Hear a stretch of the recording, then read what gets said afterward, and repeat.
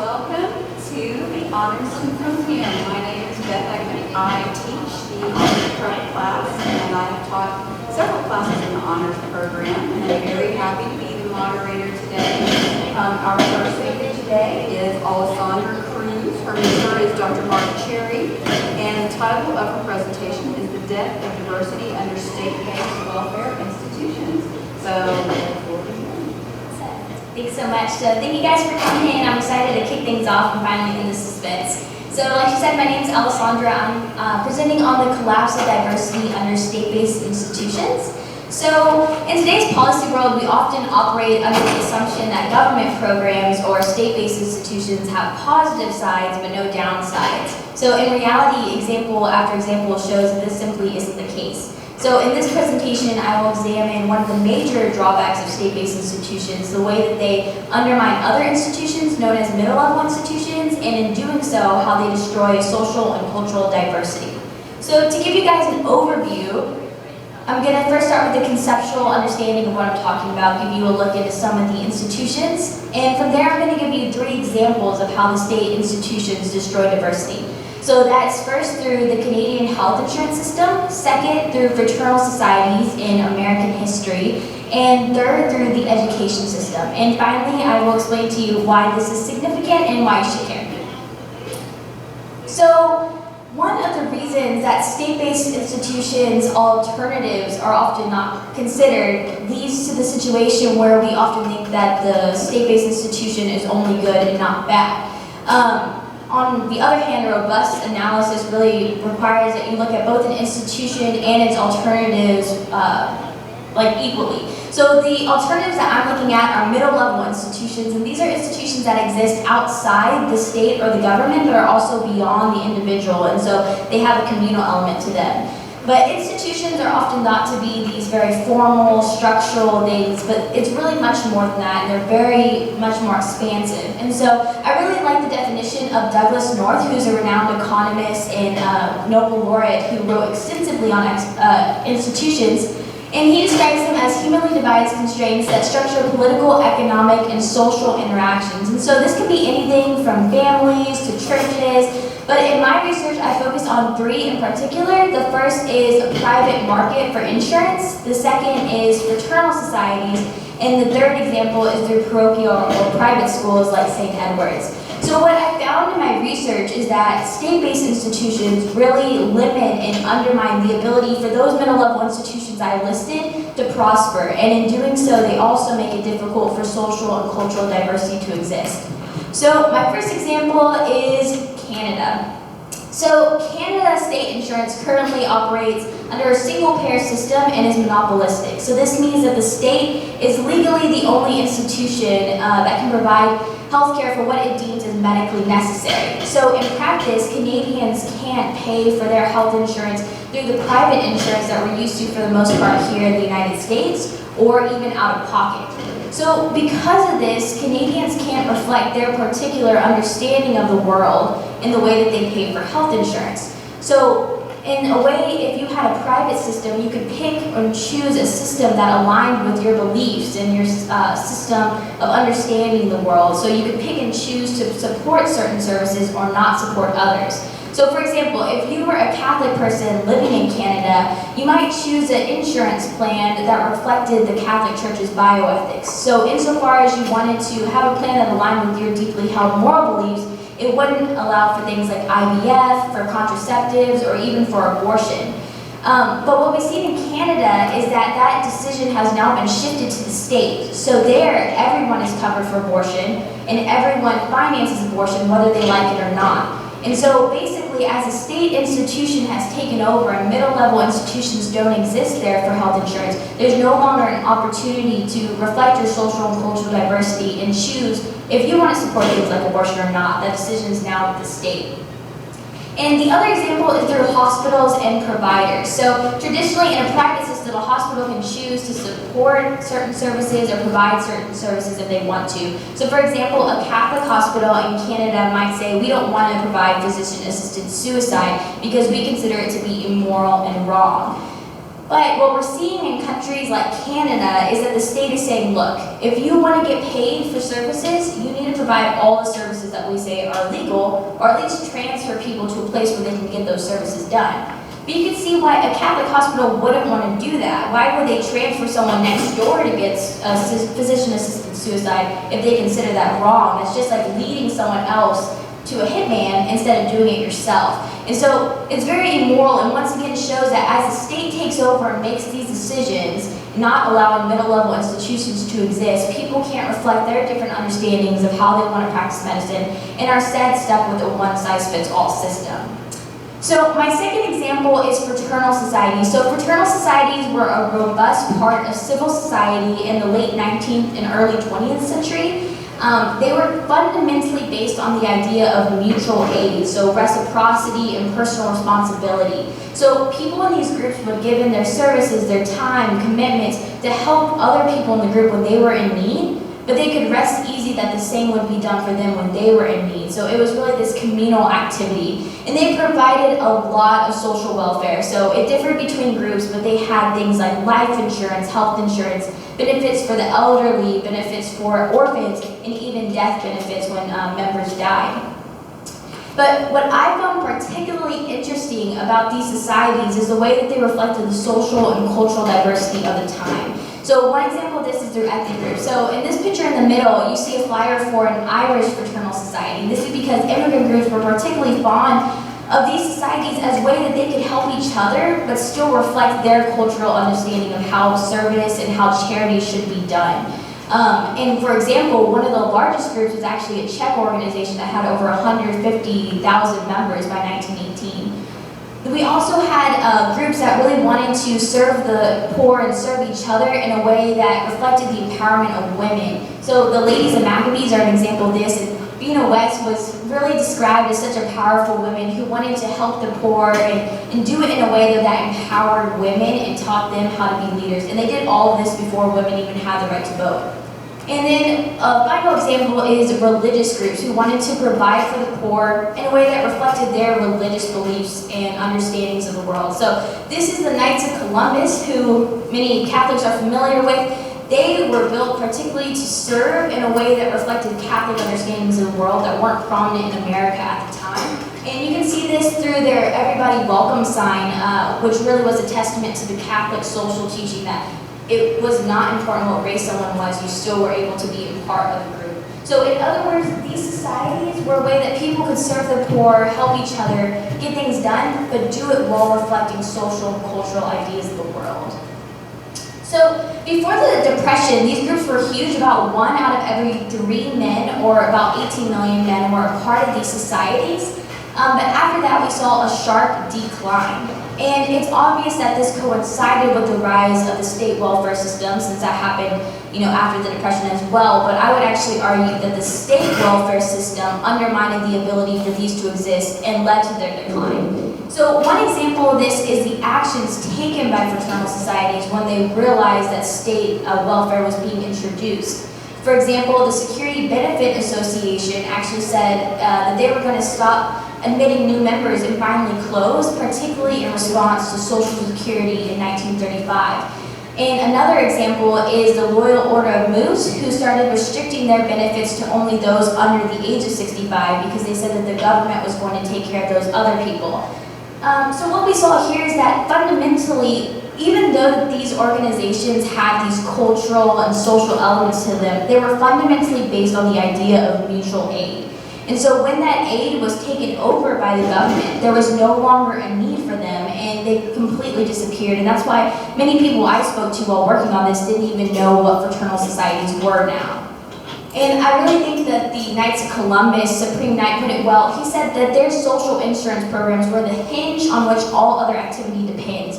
And so when the government took over providing those different insurance services, obviously it's going to be difficult for these options to exist.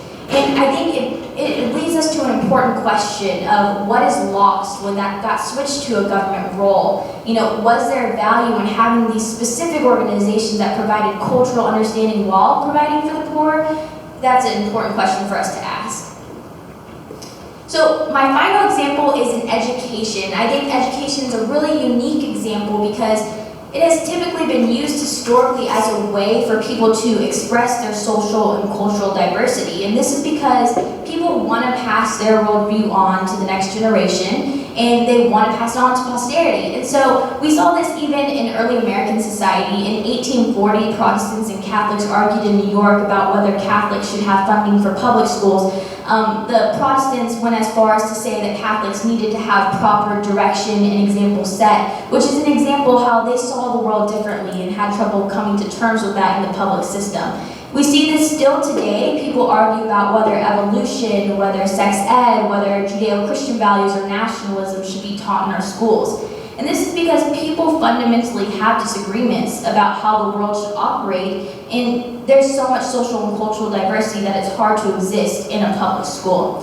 So the beauty of middle-level institutions, or parochial or private schools in this case, is that they allow these different conceptions of the world to exist. So if you're Catholic, you can send your student or your kid to a place where they can learn about the Mass. If you're Jewish, you can send them to a yeshiva where they can learn Hebrew. Or if you're secular, you can send them to a particular school that reflects your worldview. But in a public school, that's not able to exist in the same way.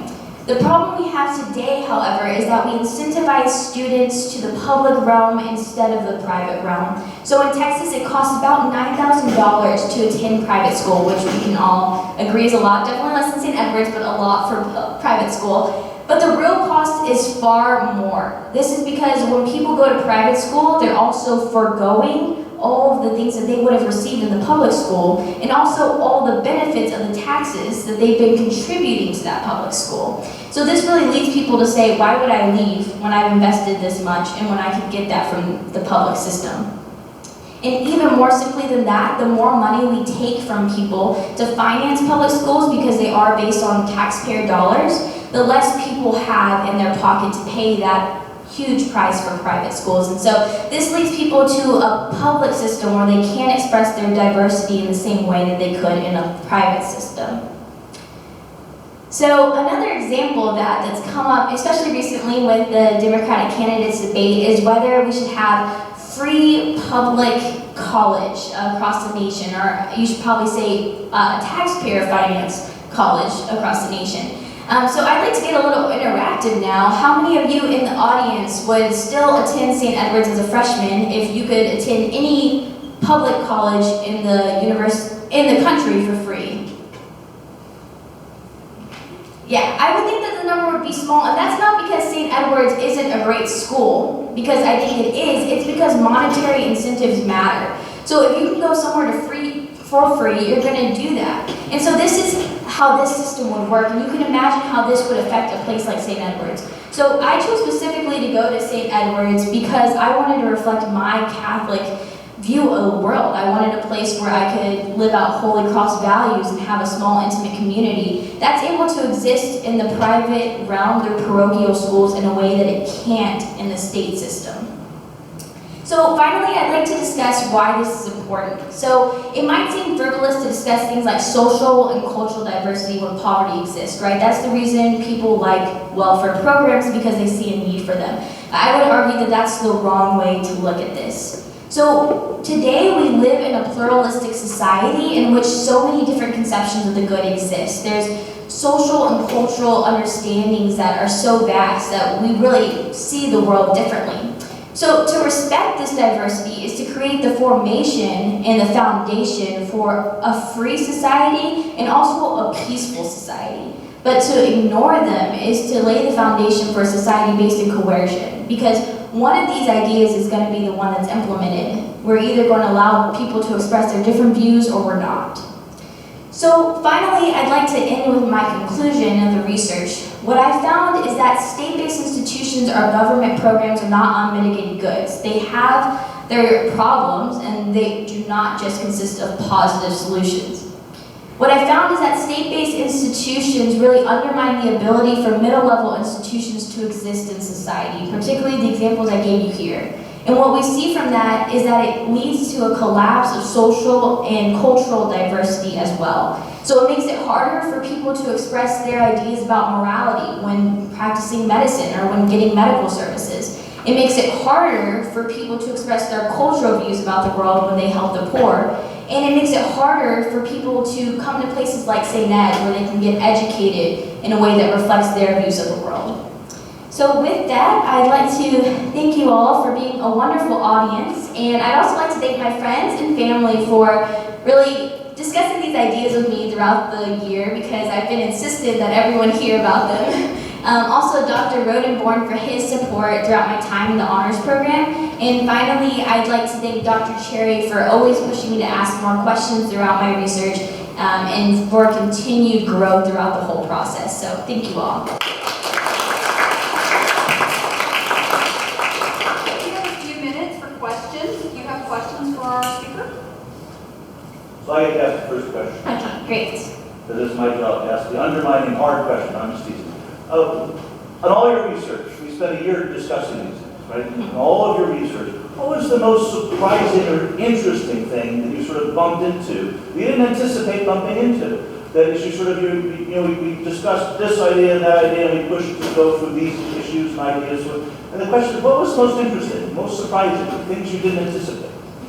So I think what was most interesting for me was seeing the way that these other institutions were able to provide for the poor so effectively. So, for example, before I began this process, I'd never heard of fraternal societies either, and I didn't realize how extensive the network that they had to really support the poor in their area. So, for example, many of them financed doctors to help people when they were sick, and they had these vast networks that were in the process of creating solvency to really allow people to grow in their financial security as well. And so I think it was interesting to see how, when you talk about alternatives and institutional alternatives to the government, it's not just about charity. There's actually these other institutions that exist where people were helping each other in such an extensive fashion. And I think that's something that's really left out in the history that's taught. So, yes. Do you think it's possible and or beneficial to bring back fraternal societies? Yeah, so technically fraternal societies exist in a way today, but they've taken on a different mold. So no longer do they provide services that help through mutual aid. They're more like charity. I would like to see a return to a system where people are able to help each other through mutual aid. I think that returning to the fraternal society is difficult where we stand today because the welfare state is so expansive. So like I said, the problem we saw here was that the state institutions really undermined their ability to prosper and to function. If you can get that for free from the state, why would you go to a different institution to do it? And so I think it would take really a system that would get rid of the state institutions to do that, and that's very difficult. Dr. Austin? I'm astounded by this talk, and I'm so pleased. You and I have been through a couple of classes together. Yes, sir. And one thing you left out were churches. Churches might have been on those fraternal societies or places Yes, sir. where missions can be accomplished. Mm-hmm. What I'm most astounded by is walking in here. First of all, I'm astounded by your articulation. But secondly, that most people, wouldn't you say, associate diversity with, well, the Democratic Party. Mm-hmm. And so if someone votes Democrat, does that mean they're not going to get diversity? I'm astounded by this. Is that? Yes, well, I think there's different ways to look at diversity, and so in my presentation, I was trying to take it further than simply looking at diversity as simple groups that we classify people in today, and more look at the way that people express their different ideas of the world and their conceptions of the good life. And so I think that through the Democratic Party's today's support of state institutions, it really actually limits diversity in a way that people don't understand. That's counterintuitive. Yes, sir. Thank you. We're out of time. Thank you. Yes, so to conclude, Dr. Cherry is going to I'm supposed to give you one of these. No, one of the great joys of being a college professor is to have wonderful students. We've been arguing all year. That's what philosophers do. We argue. We've been arguing the ideas all year long, and I have learned a great deal, and it's been my honor to be your professor. Thank you.